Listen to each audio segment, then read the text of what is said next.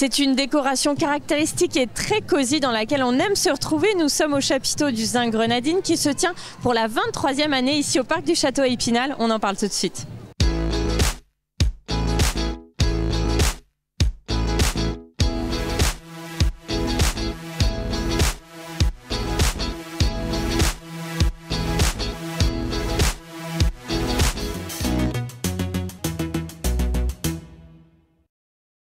Nous sommes donc sous ce fabuleux chapiteau du Zin Grenadine. Je suis avec Libette Jude. Bonjour. Bonjour Anaïs. Je rappelle que vous êtes coprésidente de ce festival. 23e édition cette année. On peut dire que ça a fait du chemin depuis ses débuts quand même. Ah oui, tout à fait. C'est toujours un petit miracle de se dire que cet événement continue à vivre et qu'on a encore l'énergie pour le faire vivre.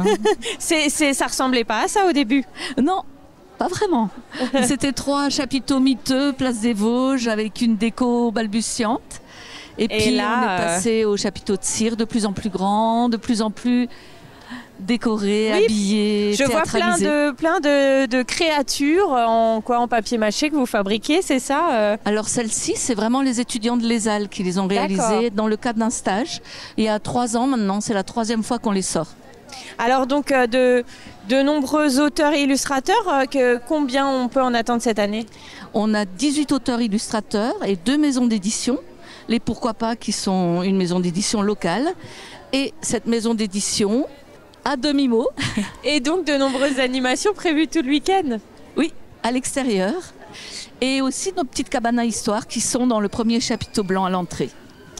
Et donc, depuis 3 ans, là, vous êtes implanté au parc du château. C'est un écrin qui vous plaît plutôt bien. Nous, on l'aime, mais évidemment, quand la météo s'en mêle, ça peut être un peu compliqué.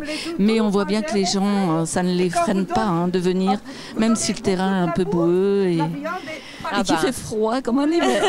Puis c'est sécurisant pour les enfants à l'extérieur, ça aussi, ouais. C'est important. Ah ouais, c'est vraiment très agréable ça. Ça draine aussi une autre population. Disons que les gens du plateau de la Justice ont l'habitude de venir au parc du château. Les enfants viennent ici pour jouer avec leurs parents. Et du coup, c'est un lieu où il y a déjà une accoutumance dont on profite.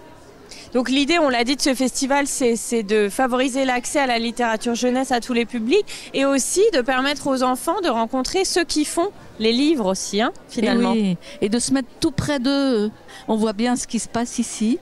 C'est cette proximité que les enfants adorent. Et les auteurs aiment beaucoup ça, parce qu'ils ne vivent pas ça sur les autres salons. Et d'être à hauteur d'enfants avec leurs livres devant eux, et ce contact si facile avec les gens, vraiment ils apprécient. Le tout dans cette bulle féerique qui est vraiment l'identité du festival. C'est aussi ça que les gens aiment quand ils viennent ici.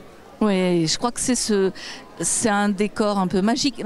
Même les auteurs nous l'ont dit hier soir, qu'ils avaient l'impression d'être dans un rêve. Ah, c'est un beau compliment. C'était beau, ça. Ah, oui. Merci Libette d'avoir répondu à nos questions. On fait tout de suite une première pause dans cette émission. Et en amont du festival, il y a les auteurs qui vont rencontrer les scolaires. Ça se fait beaucoup, ça, pendant quelques semaines. Et on était rencontré une autrice du côté de Vittel. On regarde ça et on se retrouve juste après.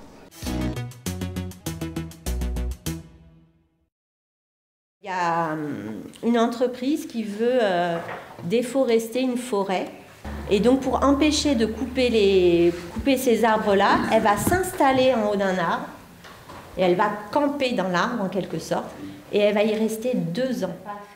C'est une des histoires incroyables, mais vraies, qu'a choisi de raconter Cécile Benoît dans un de ses livres pour enfants. Sociologue de formation, cette autrice et journaliste s'adresse depuis une vingtaine d'années à la jeune génération sous le prisme du documentaire, subtilement romancé, un mélange de genres encore peu exploré dans la littérature jeunesse. Parfois, je trouvais que les documentaires étaient un peu fades, un peu fastidieux à lire. Et je me disais que les enfants étaient beaucoup plus attirés par la fiction. Et je me suis dit, ça va être peut-être aussi une manière de plus les attirer vers le documentaire, de rendre ces documentaires plus vivants et plus attractifs, plus intéressants. Un style que l'écrivaine faisait découvrir ce jeudi matin à cette classe de CM2 de l'école du Haut-de-Folle à Vittel, en marge du festival du Zin Grenadine. Une rencontre que les élèves et leurs professeurs avaient préparée en amont sur le thème des arbres, au cœur de l'un de ces ouvrages. C'est un projet qui est fédérateur parce que de toute façon l'arbre, on le connaît tous, c'est un des premiers dessins que les gamins font quand ils sont à l'école avec la maison et la cheminée de travers. Donc l'arbre, il peut avoir toutes les formes. C'est vrai qu'avec les CM, on peut prendre des directions complètement différentes, puis aussi l'intérêt des textes. Donc là, les gamins ont toujours des choses à dire et puis ils ont toujours des choses aussi à apporter. En guise d'exercice, des dessins aux allures fantastiques, des poèmes ou encore des acrostiches qui les ont visiblement inspirés. Moi j'ai écrit chêne parce que j'aime bien le chêne, c'est mon arbre préféré. Puis j'ai mis tracteur, hibou, religion, grenade et fête. Quel arbre tu as choisi? Le séquoia. Pourquoi? Je sais pas, parce que j'aimais bien, parce qu'ils sont grands puis on a travaillé dessus. Est-ce que tu aimerais être autrice, toi? Non. Pourquoi? Parce que j'ai de l'inspiration, mais j'en ai pas beaucoup. Je peux peut-être écrire 2 pages, mais pas un livre entier. Il y en a une qui regarde pas. Qui regarde pas au même endroit, oui. À défaut de susciter des vocations, ces rencontres permettent de découvrir la réalité d'une profession et sont proposées chaque année dans de nombreuses classes à travers le département. Des auteurs qu'il sera possible de retrouver tout le week-end au Festival de littérature jeunesse du Zinc Grenadine au Parc du Château à Épinal. Pour défendre les arts. Nous sommes de retour sous ce chapiteau du Zinc Grenadine. Je suis cette fois avec Manon Fargeton. Bonjour. Bonjour. Alors vous êtes autrice, plutôt littérature fantastique. D'ailleurs, vous connaissez bien Épinal parce que vous venez souvent aux Imaginales, il me semble. Souvent, ouais. Alors pas mal d'imaginaires en effet, fantasy, science-fiction, tout ça, mais aussi des romans réalistes, les deux. Et donc vous êtes originaire de Saint-Malo. Ouais. Et il paraît que vous écrivez depuis toute petite. J'écris depuis petite, mais ma pratique première de l'écriture, c'était la chanson. La chanson, d'accord. Ouais, j'ai commencé par écrire des chansons dès le CP, dès que j'ai su écrire, mais qui était une écriture dirigée vers moi, pas vers les autres. C'était pas pour pour les chanter en public ou quoi, c'était vraiment pour moi comme un journal intime. D'accord. Et l'écriture de romans, c'est arrivé plus tard, quand j'étais au lycée. Avec une idée de roman en particulier que j'ai commencé à écrire et qui est devenu mon premier roman que j'ai publié quand j'avais 18 ans. Ouais. Ah, oui, donc vous avez commencé jeune. D'ailleurs, votre première publication, il me semble que c'était un poème, c'est ça? Ah, ma toute première, ouais, c'est ça, j'avais même 17 ans. Toute première publication, c'était un poème en ouverture d'une anthologie de science-fiction. Ouais. Et depuis, vous avez fait du chemin. Alors, il me semble que vous étiez d'abord régisseuse lumière, mais vous avez décidé de vous consacrer pleinement à l'écriture quelques années plus tard, hein, c'est ça? Ouais, pendant 10 ans, j'ai fait les deux en parallèle. Et puis ça fait maintenant 4 ans et demi que je suis que sur l'écriture.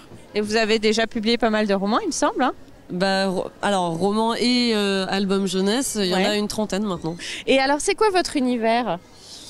Il y en a plusieurs, c'est ça qui est complexe, c'est que moi j'aime autant créer des mondes imaginaires complètement de A à Z, et puis j'adore aussi des fois j'ai tout simplement des idées qui s'inscrivent dans notre monde à nous et puis qui y restent, c'est-à-dire qu'il n'y a pas d'élément fantastique qui survient au bout d'un moment, on reste complètement dans le réel. Donc j'aime bien naviguer d'un genre à l'autre et d'un lectorat à l'autre aussi, parce que j'écris pour les petits, j'écris pour les juniors, ce qu'on appelle les juniors, les 9-12, j'écris pour les ados, j'écris pour les adultes. J'aime bien changer. Voilà, il y en a un peu pour tous les goûts. Ouais. Et ça marche plutôt bien visiblement pour vous. Il semblerait qu'un de vos romans va être adapté à la télé, si je dis pas de bêtises. Oui, alors pas exactement télé, même si c'est je sais pas si on peut citer ou pas, mais c'est France Télé qui va adapter, qui va diffuser. Mais c'est pour une plateforme, pour la plateforme ado de France Télé qui est Slash. Et en même temps c'est le média des jeunes, c'est vrai que les jeunes regardent moins la télé, donc le public sera là en tous les cas. Et en tout cas ce week-end-là, Festival Zinc Grenadine, vous présentez aussi des livres pour les plus jeunes, parce qu'on sait que ça s'adresse quand même aux petits. Tisseurs de rêves, si je dis pas de bêtises. Les Tisseurs de rêves, c'est une série pour les 8-10 ans, ça. D'accord. Série fantastique. On pourra vous retrouver ici tout le week-end, c'est ça? Vous allez dédicacer des livres. Voilà. Super, merci beaucoup Manon d'avoir répondu à nos questions. On fait une deuxième pause dans cette émission avec un reportage tiré de nos archives et on se retrouve juste après. Ce soir, vous allez assister à un spectacle particulièrement élaboré. Lire à voix haute pendant 3 minutes un extrait d'un livre de leur choix, un bel exercice de diction riche en émotions vécu par des enfants venus de tout le département samedi dernier. Ils ont été présélectionnés dans leur classe de CM1 ou de CM2 et ils participaient à une nouvelle édition des Petits Champions de la lecture. Une finale départementale avec une 30aine de candidats répartis pour l'occasion sur 2 sites, à la BMI d'Épinal et à la médiathèque du Tillot. Les 4 dernières années de notre enfance 6e, 5e. C'est une aventure collective au sein des classes, puisque chacun va présenter un petit extrait. Ensuite, c'est les copains qui vont les lire, en fait, voilà, petit championnat lecture. Et puis, voilà, c'est surtout l'occasion de mettre en avant la lecture, le plaisir de lire. Coucou chaton, ça va? La lecture, c'est à l'évidence une passion pour ces enfants qui ont su dépasser leur trac au moment de monter sur scène pour capter l'auditoire, mais aussi le jury. Des boucles d'oreilles, une broche en diamant et 2 pantoufles 2. J'ai commencé à lire très jeune et j'adore parce que il y avait un proverbe dans la classe qui dit « Un lecteur a plusieurs vies alors qu'une personne qui ne lit pas n'en a qu'une ». Une punaise des bois, 2 gros escargots et 3 lézards gras, un serpent de mer tortillé en gluant, c'est prêt, et une cuillerée pour grand-mère. Moi j'ai choisi de les faire rigoler un peu, de mimer un peu le livre, les passages et puis mettre le ton. Que fais-tu ici? Je suis vraiment désolée, balbutia Alfred. Évidemment, il y a le timbre de la voix, il y a la musicalité de la voix qui ne doit pas être artificielle, qui doit être en lien avec le sens du texte. Évidemment, l'articulation, les silences, parce que l'idée aussi, c'est de faire recevoir le texte.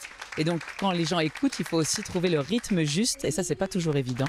Et à l'unanimité, Thomas a remporté cette sélection départementale. Le petit champion vosgien de la lecture défendra les couleurs de son école et du département lors des épreuves régionales pour accéder, qui sait, à la grande finale nationale, organisée en juin dans un théâtre parisien. Nous sommes de retour à Épinal sous le chapiteau du Zinc-Grenadine. Je suis avec Pierre Fouillet, bonjour. Bonjour. Alors vous êtes illustrateur oui. Et quelquefois scénariste sur également. Certains ouvrages, oui. Voilà. Et donc il paraît que vous dessinez depuis tout petit, vous. Oui. Exactement. Alors c'était plutôt des animaux au début, hein, c'est ça? Oui, c'est ça. Un peu de tout aussi. Et puis après, on devient dessinateur de la classe quand on fait ses études. Et j'ai passé, je suis rentré aux Beaux-Arts ensuite, après mon bac. Et j'ai entamé une carrière de dessinateur ensuite dans la publicité, la presse. Et mon premier livre a été édité en 1996. Un livre pour enfants qui s'appelait Charles-Henri a des amis. Voilà, ça me rajeunit pas. Vous, votre univers, c'est plutôt la BD, c'est ça? Maintenant, oui, même si je fais aussi encore beaucoup de livres pour enfants, effectivement. Mais maintenant, je suis plus spécialisé dans la bande dessinée. Ce qui me permet de m'adresser non seulement aux jeunes, mais aux gens plus âgés et de dessiner aussi pour eux. Alors, c'est quoi votre univers? Alors en ce moment, mon univers, c'est le western, avec Penny Sugar. Et précédemment, c'était plutôt l'histoire du début du siècle, qui s'adressait aux enfants, à partir de 1870. Comment vous avez vu évoluer la littérature jeunesse depuis ces années, depuis vos débuts en fait? Alors la littérature jeunesse, en général, a pris beaucoup d'importance. Il y a beaucoup de choses qui sortent. Et plus particulièrement, la bande dessinée, il y a eu un événement très particulier depuis quelques années. C'est l'arrivée des femmes dans la bande dessinée, qui, des deux côtés d'ailleurs, les autrices et les lectrices. Et ça, c'est très étonnant. Et je trouve que ça a enrichi la bande dessinée. Ça crée des nouveaux modes d'expression. Et ça, c'est vraiment l'événement très important sur ces dernières années. Et ça fait extrêmement plaisir d'avoir plein de collègues qui travaillent dans les mêmes directions que moi. En tous les cas, on vous retrouve tout le week-end là aux Zinc-Grenadine. Vous faites de magnifiques dessins de dédicaces. Donc il faut venir vous voir ici, sous le chapiteau. Merci Pierre Fouillet d'avoir répondu à nos questions. On regarde les infos de la semaine. Au revoir.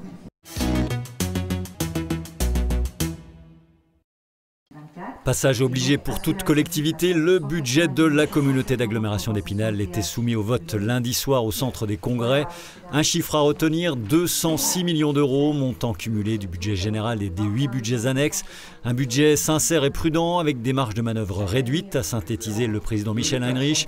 Une fuite en avant avec une dette incontrôlée, dixit le meneur de l'opposition Benoît Jourdain, qui a parlé de testament politique regrettable, digne du quoi qu'il en coûte du gouvernement, ce qui a provoqué de la stupéfaction, puis des étincelles lorsqu'il est revenu sur son éviction de son poste de vice-président il y a tout juste un an. Moi, je ne fais bien sûr pas seulement allusion aux menaces que vous avez proférées aux élus qui n'auraient pas accepté de voter ma mise à l'écart. Que ne ferait-on pas pour 300 € d'indemnité mensuelle? Mais pour essayer de nous convaincre de votre bonne gestion, vous avez annoncé lors du... Vous répondrez tout à l'heure. Beaucoup de choses, mais là, il y a quand même des limites. Tout à l'heure, je l'avais déjà dit. Des gens que j'ai menacés pour 300 €. Vous avez dit que vous supprimiez. Je ne peux pas dire que faites de la dentelle, c'est le moins qu'on puisse dire, mais je ne m'attendais pas à autre chose. Alors, sur le fond, les désaccords portaient principalement sur l'accroissement de la dette, qui reste en deçà de la moyenne nationale, tout comme d'ailleurs la CFE, la cotisation financière des entreprises, qui augmente pour la 2e année consécutive. Tout le monde a connu les augmentations des charges salariales, l'augmentation du coût d'énergie, l'augmentation des taux d'intérêt. Il n'y a pas que la CAE. Et malgré ça, on continue, je dirais, dans notre logique qui conduit la collectivité à continuer à s'endetter, à poursuivre son endettement. J'ai dit tout à l'heure qu'on a augmenté notre dette de 26% en 4 ans. En sachant qu'on partait déjà de très haut. Et puis on continue aussi à taper sur les entreprises avec une fiscalité qui va encore augmenter cette année de 10%. Sur la CFE. On est toujours sur des projets, les projets les plus coûteux, aussi bien en investissement qu'en fonctionnement, dans une collectivité qui n'a pas les moyens. Je suis d'accord qu'il faut travailler à l'attractivité des territoires et se doter d'outils performants, mais il faut avoir la capacité et de les payer, et de les faire fonctionner et de les rembourser. Un budget d'investissement de 34 millions et donc on poursuit notre dynamique dans tous les domaines. Que ce soit dans les mobilités, que ce soit dans les aménagements, que ce soit sur les terrains de sport, mais également avec des projets qui durent depuis longtemps et qu'enfin vont se concrétiser. Je pense à Châtel, je pense notamment à Golbet, à la médiathèque et à la future crèche, etc. Donc on est toujours sur cette dynamique de service. La contribution foncière des entreprises, qui est une des seules taxes que nous pouvons encore maîtriser, va être très légèrement augmentée. Elle va être augmentée d'à peu près 1,5 point, c'est-à-dire 5,9%. Ça fait une recette supplémentaire de 640 000 €, sachant que par ailleurs, les entreprises ont, avec l'exonération de CVAE, une diminution de leur contribution de 7 millions. Avec 5 voix contre, celle de l'opposition, le budget 2024 a été voté à une large majorité, à l'unanimité même, sur 7 des 8 budgets annexes. 1, 2, 3. Si ça coupe, hein. Au revoir, Tienne. Ouais. L'infrastructure datait de 1977, elle avait besoin d'un rafraîchissement. 16 mois de travaux ont été nécessaires pour effectuer la rénovation énergétique du centre socio-sportif de Nomexy, ainsi que sa mise en accessibilité pour personnes à mobilité réduite. Des travaux importants pour garantir la pérennité de l'équipement qui sert aux associations de la commune, mais également aux écoles et à la DAPI. Des panneaux solaires seront prochainement installés sur le toit, ainsi que des ombrières sur le parking. Coût global des travaux, 1 900 000 € subventionnés par l'État, l'Agence nationale du sport, le Conseil départemental des Vosges, la région Grand Est et la communauté d'agglomération d'Épinal. Ambiance festive dimanche dernier dans les locaux de la Souris Verte à Épinal, où plus de 80 joueurs, soit une quarantaine d'équipes, se sont affrontés à l'occasion d'un tournoi amateur de baby-foot. Un événement organisé pour sa 2e édition par l'association Spin Alien, à l'initiative des barman de la ville, et qui s'est achevé en soirée par un concert de rock du groupe Woody Wood Spector. Prochain rendez-vous proposé par l'association, une course de garçons de café en septembre prochain.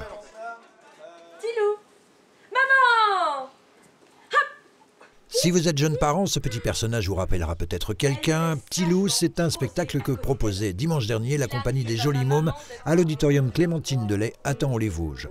Une création en 3 temps d'une 40aine de minutes qui mêlait le dessin, le chant et les marionnettes à destination des enfants dès l'âge de 3 ans et qui a fait ça le comble. T'es belle maman.